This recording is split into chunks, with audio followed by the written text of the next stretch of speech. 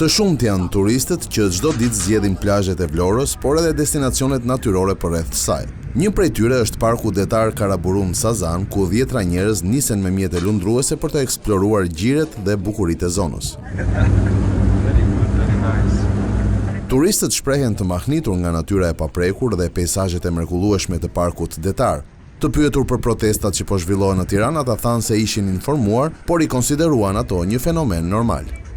Da Milano, Italia. Unë vjen nga Milano, Vlora është shumë e bukur. E gjithë Shqipëria në fakt. Një det kaq i bukur, njerëz fantastik dhe ushqim shumë i mirë. Kemi dëgjuar për protestat që po zhvillohen dhe as pak nuk na stepin, pasi dhe ne në Itali kemi të tilla dhe çdo gjë duket paqësore.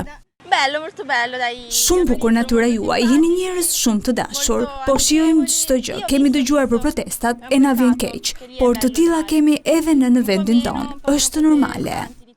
Shumica prej turistëve pohuan se do të rikthehen sërish për të vizituar Vlorën dhe Bregdetin shqiptar.